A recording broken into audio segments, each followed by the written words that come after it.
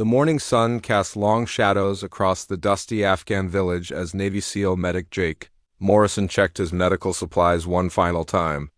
His team had been tasked with a routine patrol through the mountain village of Khost Province, where intelligence suggested Taliban fighters had been moving weapons through the area. Jake had served 3 tours already, but something felt different about this mission. As the 8-man team moved through narrow alleyways between mud brick houses, children watched from doorways while their mothers quickly ushered them inside. The village seemed too quiet for a Tuesday morning. Jake's training had taught him to trust his instincts. And right now, those instincts were screaming that something was wrong. The team leader, Staff Sergeant Rodriguez, signaled for the squad to take a short break near an abandoned marketplace. Jake used the opportunity to scan the area through his scope, looking for anything unusual. That's when he spotted her, a young Afghan woman, maybe 20 years old, limping badly as she tried to cross the open square about 200 meters away. What caught Jake's attention wasn't just her obvious injury, but the way she moved. Despite her limp, there was something deliberate about her steps, something that reminded him of military training. Most civilians in the area would avoid open spaces when American soldiers were present. Yet she seemed to be heading directly toward their position. Before Jake could alert his team leader about the woman, the world exploded around him. The IED had been buried beneath a pile of old vegetables in the marketplace, and the blast was massive enough to shatter windows 3 blocks away. Jake felt himself thrown backward, his ears ringing so loudly he couldn't hear his own screams. When the dust settled and Jake's vision cleared, he realized he was trapped under a collapsed wooden beam. His left shoulder felt like it was on fire, and he could taste blood in his mouth. Through the smoke and debris, he could see 2 of his teammates lying motionless about 20 feet away. Rodriguez was calling for a head count, but Jake could barely make out his voice over the persistent ringing in his ears. That's when Jake saw her again. The same young woman was now much closer, maybe 50 meters away, and she was no longer limping. In fact, she was moving with the fluid precision of someone with advanced combat training. She had what appeared to be a rifle slung across her back, and she was scanning the area with the systematic attention of a trained soldier. Jake tried to call out to warn his teammates, but his voice came out as barely a whisper. He watched in growing alarm as the woman began to move tactically from cover to cover, using the smoke from the explosion as concealment. This was no ordinary civilian caught in the crossfire. This was someone who knew exactly what she was doing. As Jake struggled to free himself from the debris, he realized that the IED explosion might have been just the beginning of their problems. The woman was now close enough that he could see her face clearly, and what he saw there wasn't fear or confusion. It was the cold, calculating expression of someone executing a well-planned mission. The sound of additional explosions echoing from other parts of the village confirmed Jake's worst fears. They hadn't just walked into a simple IED trap. They had walked into a carefully orchestrated ambush.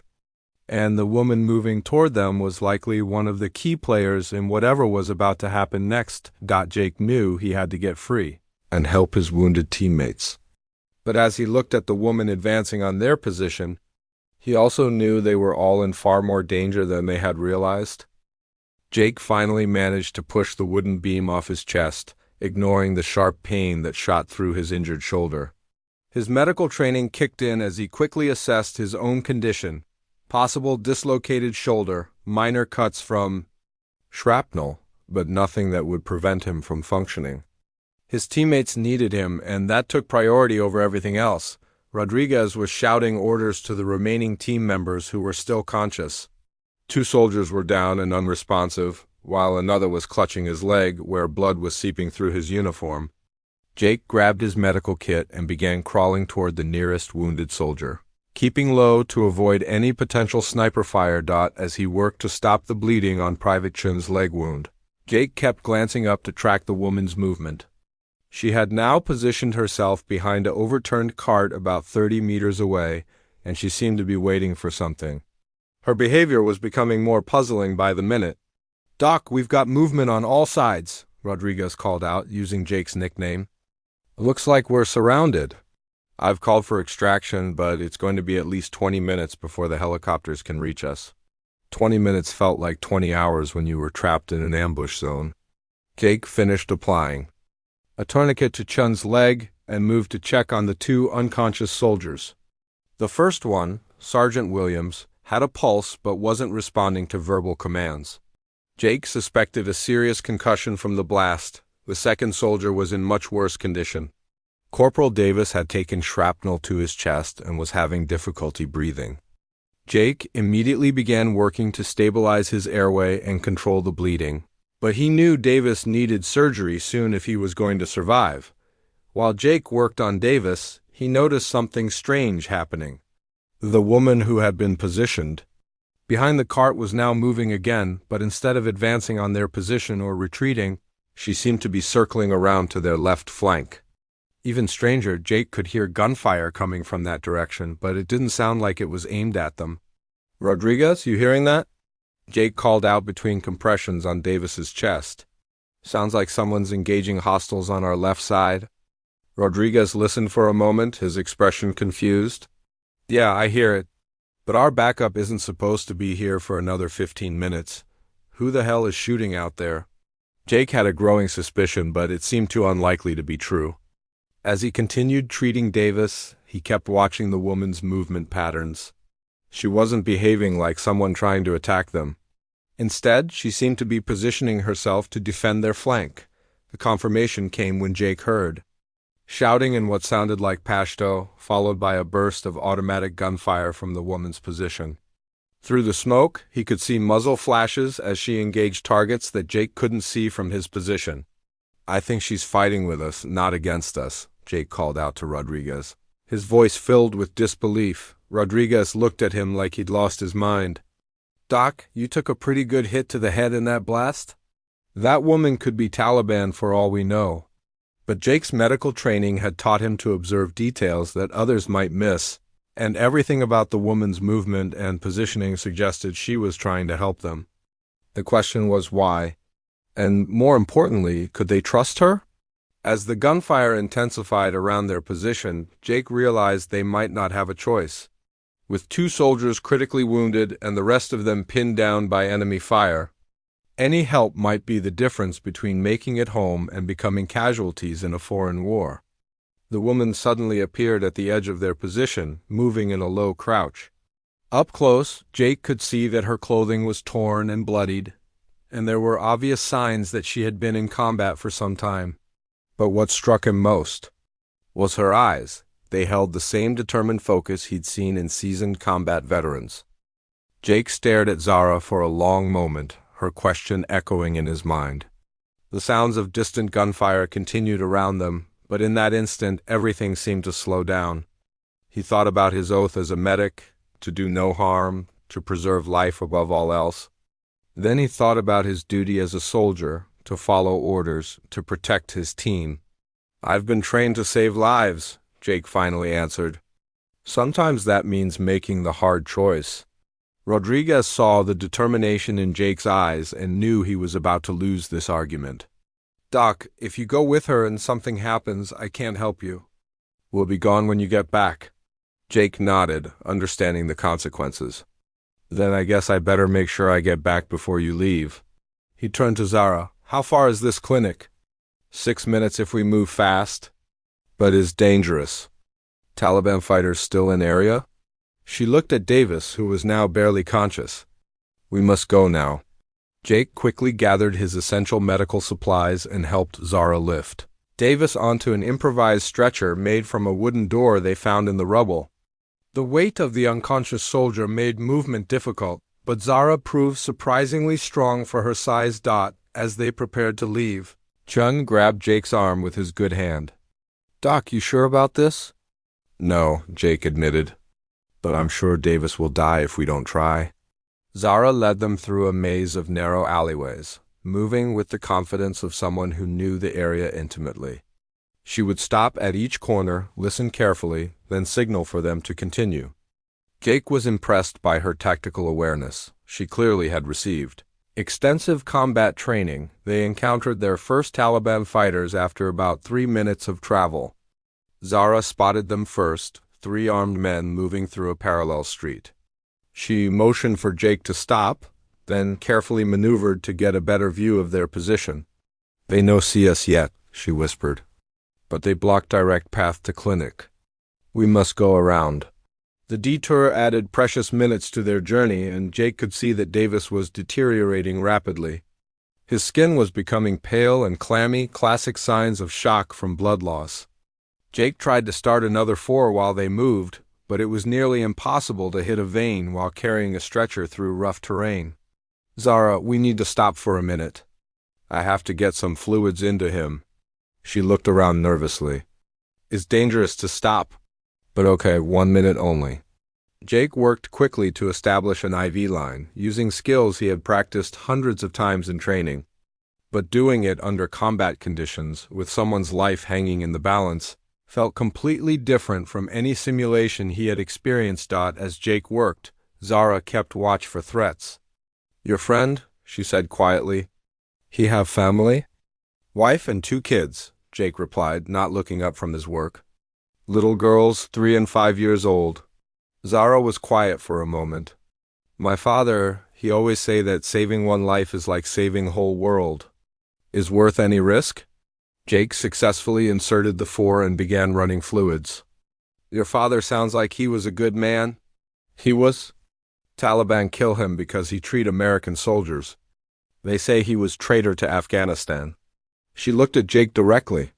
"But he say helping people is never betraying anything. Is being human." They resumed moving toward the clinic, but Jake couldn't stop thinking about what Zara had just told him. Her father had died for helping American soldiers, yet here she was, risking her life to help them again. It was a level of courage and forgiveness that Jake wasn't sure he could match. They reached the clinic entrance after what felt like hours, but had actually been only 8 minutes. The building looked abandoned from the outside, but Zara led them to a concealed entrance in the back. As they descended into what appeared to be a basement, Jake could see that it was actually a well-equipped medical facility. An elderly Afghan man emerged from one of the rooms, and Zara spoke to him rapidly in Pashto. He looked at Davis, then at Jake, and nodded grimly. "Dr. Rashid speaks some English," Zara explained. "He was surgeon in Kabul before war. Now he help anyone who need, no matter what side they fight for." Dr. Rashid examined Davis quickly and efficiently. "Hemothorax," he said in accented English. "Blood in lung cavity. Need immediate surgery to stop bleeding." Jake felt a mixture of relief and anxiety. Relief that they had found qualified help for Davis, but anxiety about whether they could trust these people completely. Everything in his training told him to be suspicious of the situation, yet everything in his heart told him that Zara and Dr. Rashid were genuinely trying to help. Dr. Rashid was already preparing for surgery. "You are medic, yes?" he asked Jake. "I need assistant. Can you help?" Jake looked at Zara, who nodded encouragingly. "He is good doctor. He saved many lives here." As Jake prepared to scrub in for surgery, he realized that Zara's question earlier had been more profound than he had initially understood. This wasn't just about choosing between orders and medical ethics. This was about choosing between fear and trust, between suspicion and hope, between seeing enemies and seeing fellow human beings who wanted to help. The woman dropped to one knee beside Jake, her rifle ready but pointed away from the American soldiers. Up close, Jake could see that she was younger than he had initially thought, probably no more than 19 or 20. But her movements had the confidence of someone with extensive military training. "American doctor?" she asked in heavily accented English, gesturing toward Jake's medical kit. Jake nodded, never stopping his work on Davis's chest wound. "Yeah, I'm a medic." "Who are you?" Instead of answering, she pointed toward the unconscious Sergeant Williams. "Head injury." "Very bad? Need hospital quick?" Her assessment was accurate, which surprised Jake. Most civilians wouldn't know how to properly evaluate a traumatic brain injury. Yet this woman had identified Williams's most serious problem within seconds of seeing him. "You have medical training?" Jake asked as he worked to insert an 4 line into Davis's arm. The woman nodded grimly. "Some training. My father was doctor before Taliban kill him. She paused, scanning the area for threats before continuing. I learn from him. Also learn other things. Rodriguez had been listening to their conversation while coordinating with the helicopter extraction team. Jake, we need to move in 5 minutes. Can you stabilize them for transport? Jake looked at his two most seriously wounded teammates. Williams was still unconscious but breathing steadily, while Davis's condition remained critical.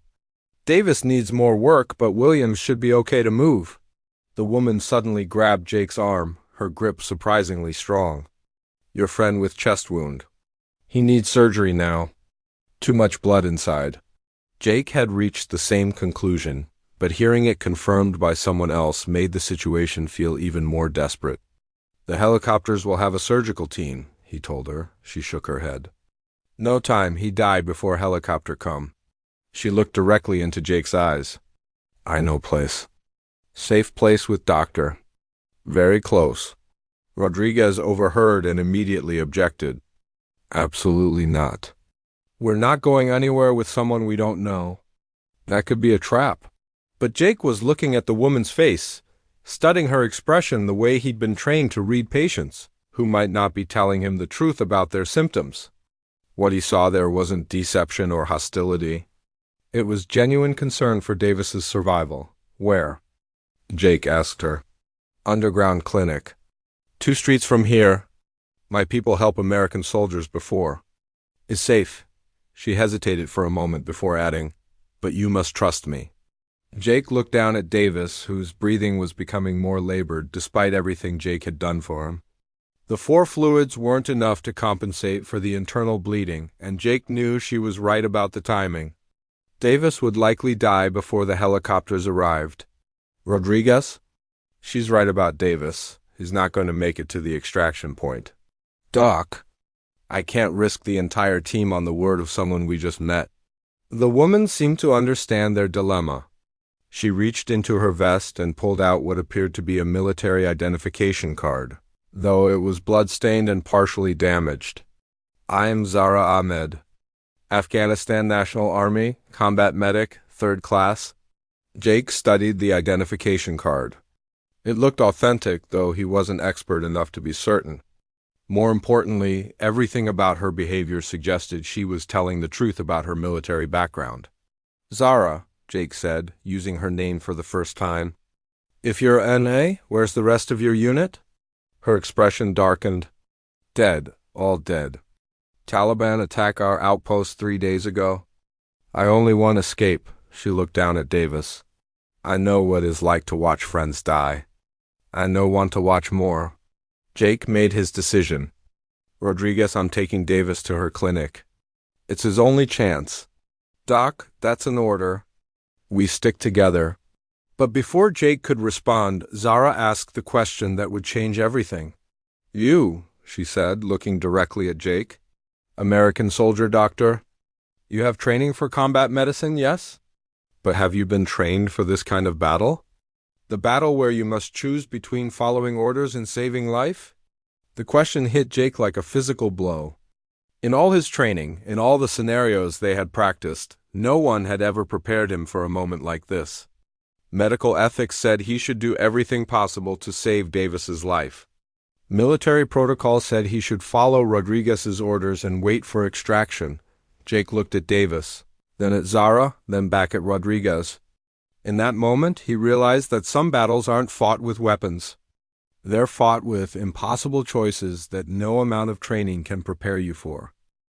The underground clinic's operating room was surprisingly well equipped, though Jake could see that most of the medical equipment was older models, probably donated or salvaged from various sources. Dr. Rashid worked with the efficiency of someone who had performed countless emergency surgeries under difficult conditions. Shrapnel, pierce lung and damage artery. Dr. Rashid explained as he made the initial incision. Must remove metal pieces and repair bleeding vessel. Is complex surgery but possible. Jake assisted by maintaining Davis's airway and monitoring his vital signs while Dr. Rashid worked. Despite the primitive conditions compared to a modern American hospital, The Afghan surgeon's skills were immediately apparent. His hands moved with the precision and confidence that only came from years of experience. Zara remained in the operating room, helping by anticipating what instruments Dr. Rashid would need next. Jake was struck by how seamlessly she worked with the doctor, as if they had performed many surgeries together before. "How long have you two been running this clinic?" Jake asked during a brief pause in the surgery.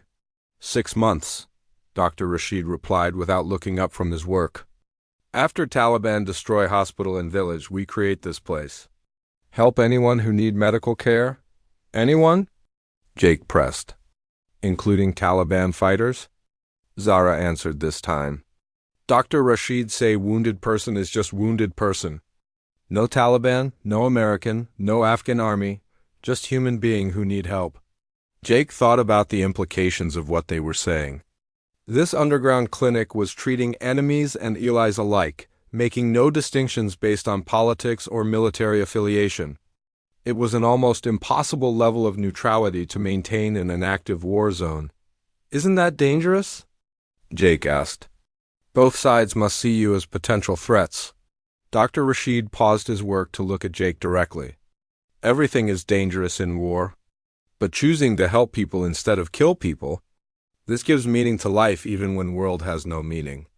As the surgery continued, Jake began to understand that this clinic represented something he had never encountered in his military service. It was a place where the normal rules of warfare didn't apply, where medical ethics took precedence over military objectives. Davis's condition began to stabilize. As Dr. Rashid successfully removed the largest pieces of shrapnel and repaired the damaged blood vessel, Jake monitored the improved oxygen levels in Davis's blood with a sense of relief he hadn't felt since the initial explosion. "Your friend will live," Dr. Rashid announced after nearly 2 hours of surgery. "But he need rest for several days before he can travel safely." Jake felt the weight of this news.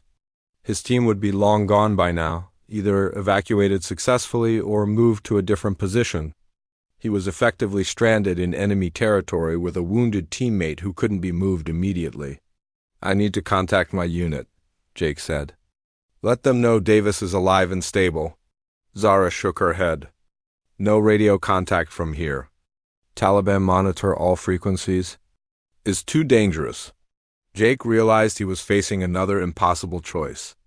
He could try to move Davis back to American-controlled territory and risk killing him, or he could stay in the clinic and hope his team would eventually find them. "There is third option," Dr. Rashid said, as if reading Jake's thoughts. "We have way to send message to American base. Not radio. Is safer method. What kind of method?" Zara explained. "We have contact in village who work with American intelligence. He can carry message but take time. Maybe one day?" Jake looked at Davis, who was now sleeping peacefully after the surgery. The color had returned to his face and his breathing was strong and regular. Dr. Rashid had undoubtedly saved his life. "Why are you helping us?" Jake asked both of them. "After everything that's happened between our countries, why risk your lives for American soldiers?" Dr. Rashid cleaned his surgical instruments while he considered the question. "My son was killed by American drone strike 3 years ago. He was 14 years old, walking to school." Jake felt his stomach drop. "I'm sorry. I didn't know. But my son, he always wanted to be doctor like his father. He wanted to help people, save lives. When I help you save your friend, I honor my son's memory. I do what he would want me to do." Zara added her own perspective. "My father teach me that hatred only make more hatred. But helping people, saving lives, this can make peace even in middle of war." Jake looked around the clinic, seeing it with new eyes. These people had every reason to hate Americans, yet they had chosen to help instead. They had created a sanctuary where compassion was more powerful than politics, where healing was more important than revenge. As Jake settled in for what would likely be a long night watching over Davis, he realized that Zara's original question had led him to discover something profound. Sometimes the most important battles aren't fought with weapons or tactics. They're fought with choices about who we decide to become in the face of impossible circumstances. Outside, the sounds of war continued. But inside the underground clinic, three people from different worlds had found a way to create something beautiful together. The simple act of saving a life.